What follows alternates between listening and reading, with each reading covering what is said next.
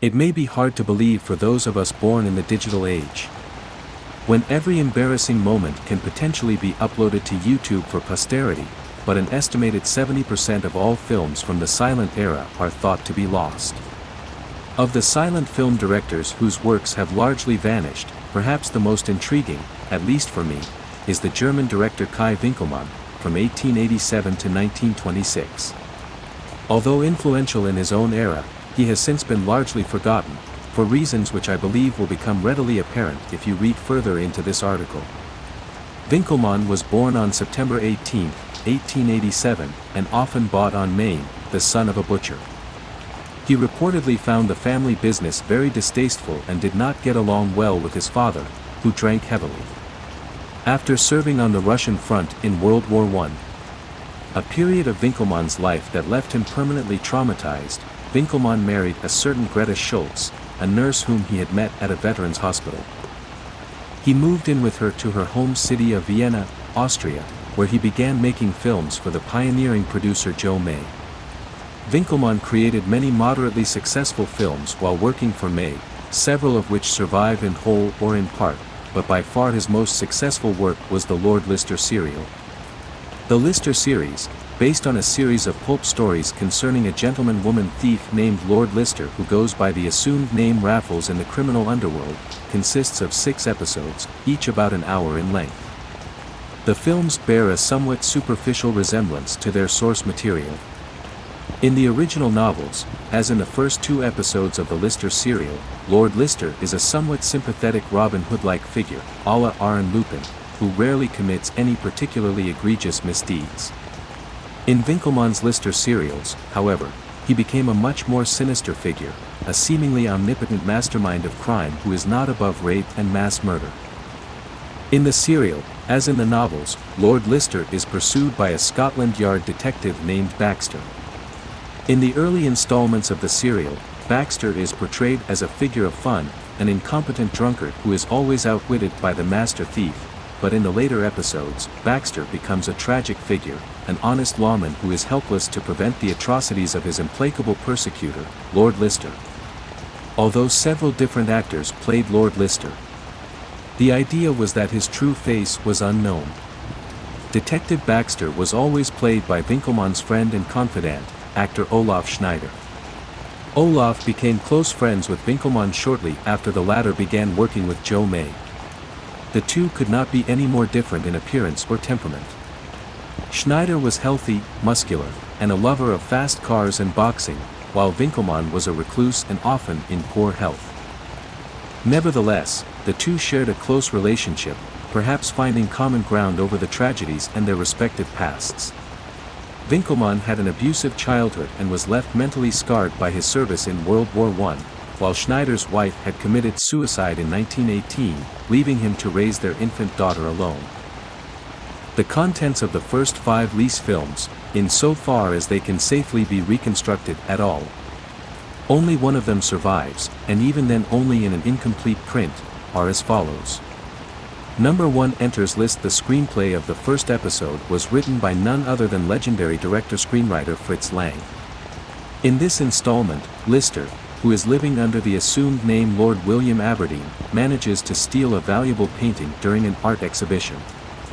The bumbling detective Baxter eventually manages to arrest Lister, but the latter escapes, switching identities with a guard in a clever ruse. A spectacular chase scene ensues, during which Lister, of course, escapes. Number 2 list hits back. The film opens with an elaborate scene where Lister steals the pearl necklace off of a duchess's neck at the opera house. Shortly thereafter, Lister boldly announces his next crime via a newspaper advertisement: he will still be the family jewels of Lord Wilmore at such and such an hour. Baxter and his fellow policemen stand guard at Lord Wilmore Sawdye's at his mansion, waiting for Lister to appear, but he never does. Just when he is about to dismiss the incident as a hoax, Baxter hears muffled cries and discovers the real Lord Wilmore bound and gagged in a wardrobe. Lister had been impersonating him the entire night, and the real jewels had already been replaced with identical duplicates. Baxter realizes that the mansion is rigged to explode and barely escapes with his life. This is the only surviving Lister film. Number 3 list in America. Detective Baxter receives a tip that Lister is hiding in the United States. Baxter boards an ocean liner, but halfway across the Atlantic, the voyage begins to go horribly as the passengers fall mysteriously seriously ill. It seems that Lister has planted plague-infested rats on board, presumably in an attempt to assassinate Baxter. Upon his arrival in New York, Baxter is swiftly arrested for a series of murders that Lister committed, and a local judge, really Lister in disguise, sentences him to death by hanging. Baxter makes a desperate escape through the sewer system and emerges into the night air, where he is greeted with the sight of Lister taunting him from a rooftop. He is wearing his iconic costume, a black cloak, black gloves, and a black executioner's mask. Lister mockingly crosses and extends his wrists, as if daring Baxter to arrest him. Number 4 The Deadly Perfume. Detective Baxter investigates a series of grisly murders. Someone has been replacing department store perfume with sulfuric acid, resulting in dozens of deaths and disfigurements. In order to uncover the truth, Baxter forms an alliance with a young woman who claims to have been Lord Lister's lover. Despite being a married man, Baxter soon begins to succumb to her charms as well. The film ends with a shocking scene. Due to the machinations of Lister, Baxter is forced to allow the young woman to be run over by a train in order to avert an accident that would kill hundreds of people. And finally, number 5 The Screaming Corpse. Little is known about the contents of this particular film, as contemporary reviews contain little but exclamations of disapproval. It is known to chronicle Baxter's descent into alcoholism and depression after his repeated failures to capture Lister. The plot reportedly involved a deadly fire at an opera house in a surreal scene where Lister wears a man's flesh as a mask. Despite, or perhaps because of, their often morbid content, the films were quite popular with the contemporary viewing public. One might consider them the Saw movies of their day. As you might have guessed, the increasing darkness of Winckelmann's films was accompanied by the corresponding crisis in his personal life, the affair between Winckelmann's wife, Greta, and his closest friend, Olaf Schneider. Winckelmann seems to have known of the affair and tactically accepted it, although eventually, this seems to have taken a considerable toll on his already fragile psyche. In a letter to his cousin, dated October 13, 1923, Winckelmann writes, "And why shouldn't she prefer him? A man like him can offer her what I, with my frail body and lacerated soul, could never hope to give her.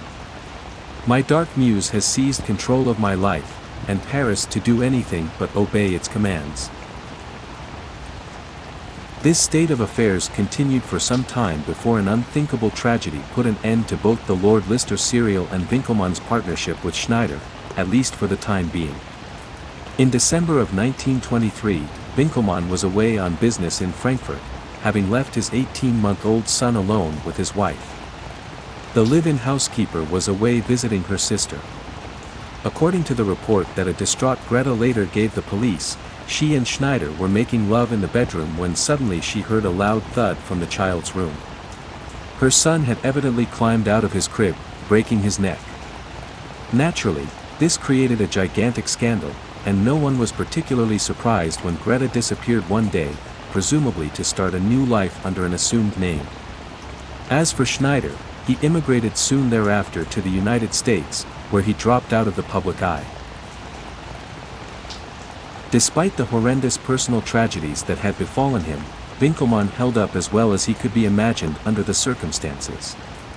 Although he had been a doting father, at least when he was not distracted by his filmmaking career, he managed to bear his grief with a certain quiet dignity, even founding his own film company a few months later. Winckelmann's studio was relatively successful at first, turning out several lucrative if unremarkable films. A few years after his son's death, however, strange rumors began circulating around Winckelmann. It was said that he had fired most of his staff and spent his days wandering around his empty, decrepit film staff. Stop in an interview with the Vichy Zone dated 6 months before his death, Winckelmann claimed that he had fully forgiven Schneider and, rather surprisingly, had been corresponding with him and planned for them to make a film together.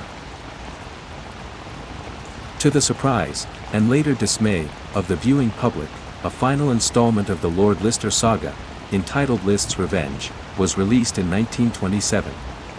List's Rake was screened in only a few theaters before being permanently withdrawn from circulation. The film, only 40 minutes long, was much more surreal and expressionistic than any previous installment in the series, and much more unsettling.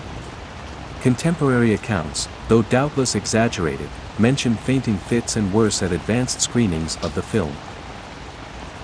According to contemporary newspaper reports, the film begins with an intertitle explaining that Detective Baxter has lost his job with Scotland Yard and has been abandoned by his family. Baxter is shown in a dirty, disordered apartment room, sitting at a writing desk. There is no other furniture around him. Baxter is writing a note whose contents we do not see, and he's weeping all the while. He's surrounded by empty beer bottles and his appearance is unkempt and disheveled. The crying scene continues for an uncomfortably long time, after which Baxter leaves his apartment and wanders through the streets of London. The city is represented by a series of surreal matte paintings, reportedly very much in the style of Das Cabinet de Dr. Caligari, full of absurd angles that would be impossible in reality. Sinister shapes can be discerned in the background, hanged bodies, weeping, disfigured faces, things of that nature. Detective Baxter finally pauses in the middle of a tall bridge, contemplating the rough waters and jagged rocks below. It is clear that he is considering suicide. Suddenly, a dark shape materializes at the other end of the bridge. It is Lister, wearing his usual executioner's hood and cloak. Lister shouts, "Jump!" via an intertitle, of course, and Baxter, for a moment's pause, manages to gather his resolve and chase after his nemesis. After a brief chase scene, Lister leaps into an enormous sinkhole, Baxter following close behind. In the next scene, the detective finds himself in an enormous cavern. Presumably the master criminal's base of operations. It becomes clear that the cavern is filled with furniture, a dining table with chairs, a wardrobe, a wash basin, and even a bookcase. Baxter cautiously approaches the table, soon realizing, to his horror, that all of the furniture appears to be made of human bone. In the center of the cavern is an enormous pile of human body parts, casually stacked together like a compost heap. Baxter recoils in horror and attempts to run back to the entrance of the cavern, but it is too late. Lister, with two other masked men on either side of him, is swiftly approaching, carrying an axe. We see their shadows on the wall of the cave encroach on the detectives, finally engulfing it completely. And then the scene shifts yet again. Detective Baxter is shown inside a damp dungeon of sorts, his hands and feet manacled to the wall. He is bruised and bloodied. A large metal door swings open and Lister reappears, still accompanied by his two masked henchmen.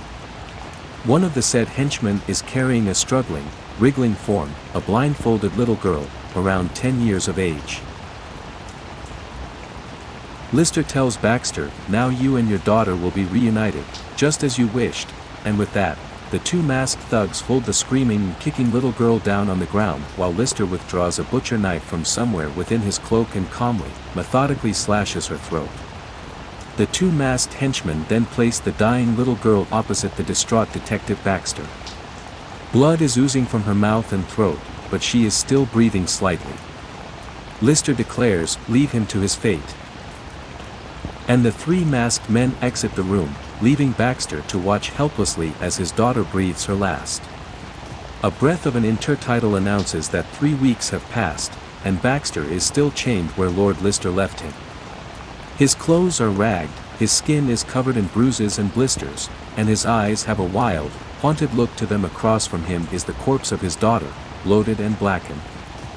The iron door slowly creeps open, and Lord Lister reappears, once again shadowed by his two masked accomplices. This time, he is carrying what appears to be a burlap sack. The two henchmen unchain Baxter.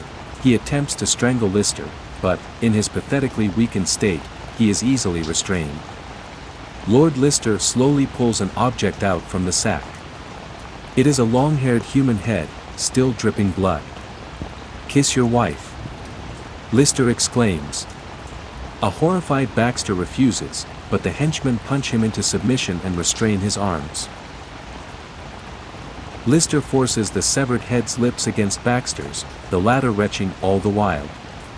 Baxter then returned to his restraints, and the two accomplices proceed to savagely beat him with nail-studded wooden planks while Lister looks on. Lord Lister motions for his men to stop the beating, and Baxter looks up with dying eyes at his tormentor, lying in a pool of his own blood. "Do you realize now why you've never managed to catch me? Why you could never have won?" Lister says, and Lister begins to peel off his hood and turns around to face the camera directly. We see his true face for the first time, or rather, the space where one should be, for Lister does not possess one at all. His face is a blank wall of flesh with nothing at all to mark it as human except a gaping black mouth. "I am lost," he said, drifting closer and closer towards the camera as if threatening to break through it. Lord Lister's jaw opens wider and wider, far wider than should be humanly possible. It reaches almost down to his waist as if threatening to engulf the audience and all the world. And with that image, the film abruptly ends. As mentioned above, Lister's Rake was a resounding failure with audiences at advanced screenings, and it was quickly pulled from most theaters. Evidently, the film was too much even for a movie-going public that had made Winkelmann a wealthy man for his earlier forays into aestheticized violence.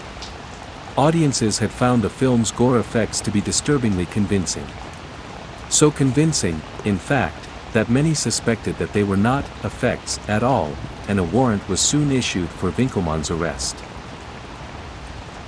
After the police had searched in vain for Winkelmann at his home, a fire was reported at his downtown film studio, and several hours later, Winkelmann's body, having been pulled from the smoldering ruins of his film stock, was identified using his fingerprints. Though his garments were badly burned, he appeared to have been dressed in black. The bodies of Olaf Schneider, his 10-year-old daughter, and his former lover Greta Winkelmann were never recovered. Now, like most of Winkelmann's films, Lister's Rake has vanished almost without a trace. Some copies were lost in fires, an unfortunately very common occurrence, as early film stock was highly flammable, while others were deliberately destroyed. There is an interesting, though almost certainly apocryphal anecdote in Christian Ikeum modern horror fairy tales from the silent film era about rediscovered copies of Lister's Rake, which bears repeating here, if only for its dramatic interest. In 1974, so the story goes, Peter Fleischer, an Austrian film collector, acquired a copy of Lister's Rake at an auction. After viewing the film on his private projector, he began to experience headaches, nausea, and finally hallucinations. He reported seeing a figure in a black cloak out of the corner of his eye, but the figure would vanish as soon as he turned his head, and at first, this figure would appear to be far away, but it seemed to come closer and closer over time. Eventually, Fleischer began to suffer from insomnia. The figure would stand over his bed at night, but disappear as soon as the light switch was turned on. Every appearance of this figure would cause a feeling of intense despair and dread in Fleischer.